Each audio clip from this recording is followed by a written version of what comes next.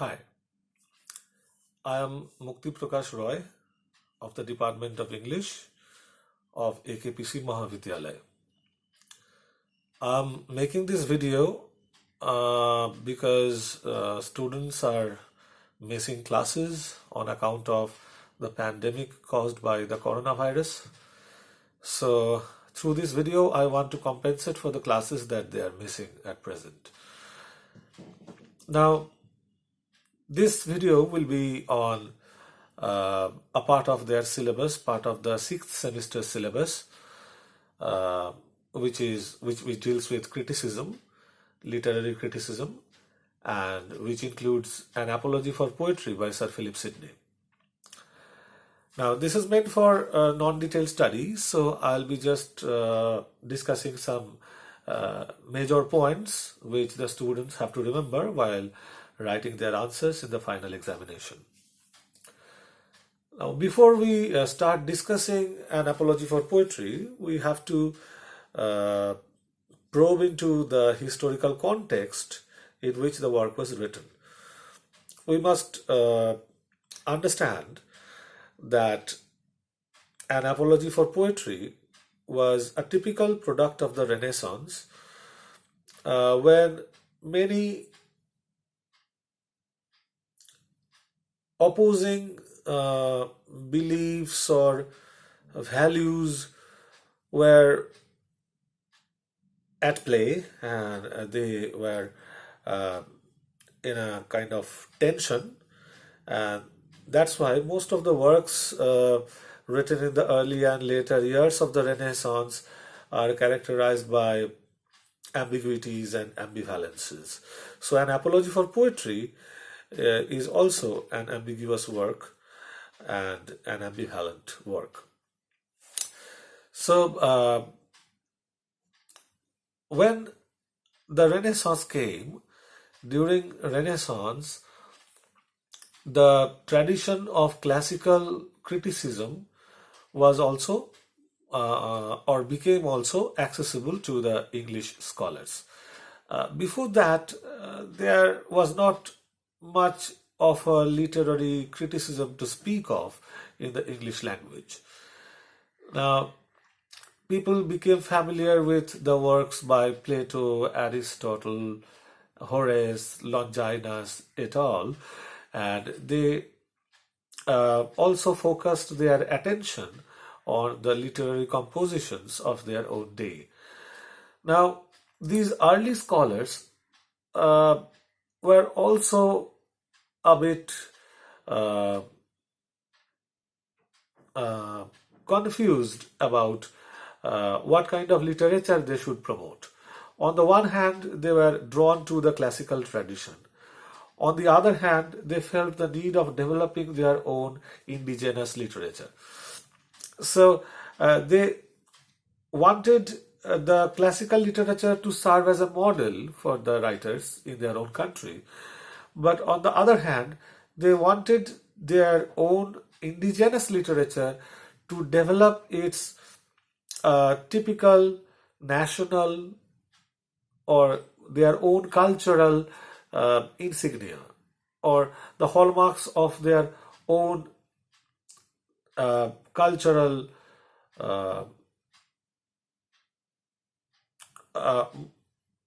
identity. Now, in this context, we may refer to some classical scholars like John Cheek or Roger Ascham or Thomas Wilson. They are often mentioned together because they were friends from the same university, the University of Cambridge.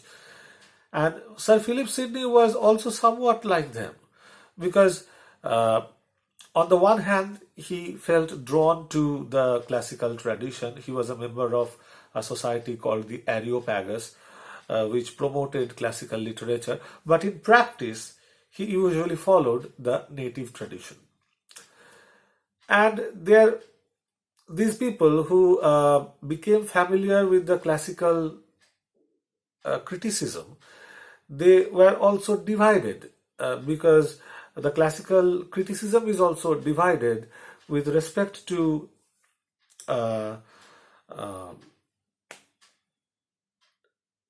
its promotion or denouncement of literature. Sometimes scholars followed Plato in denouncing literature or denouncing the uh, detrimental effects that literature may have on the society. And some people followed Aristotle while justifying literature. And there were also Puritan objections to literature, because literature was, they thought that literature was meant only for enjoyment, and that was related to this physical world, and whatever was related to the physical world must be bad, and literature was a representation of life, and any kind of representational thing was despised by, say, the Puritans, because they were iconoclasts and they were against every kind of representation. So, in this context, we have to understand the value of Sidney's work, An Apology for Poetry. Now, Sidney wrote the work as a rejoinder against a work by Stephen Gosson. Stephen Gosson was a Puritan, and he did not like literature, as it seems from his work. But at the same time, he was an admirer of Sir Philip Sidney. So we have to understand the peculiarity of the situation. He was denouncing literature on the one hand, and he dedicated the work to Sir Philip Sidney, who was a litterateur, who was a renowned writer of the time. So Sir Philip Sidney understood that the work was written by someone who was his admirer, but his point of view was not acceptable to Philip Sidney. Now, the work by Gosson was called The School of Abuse, and he pointed out in that work that literature was an evil thing. All the writers formed this school of abuse.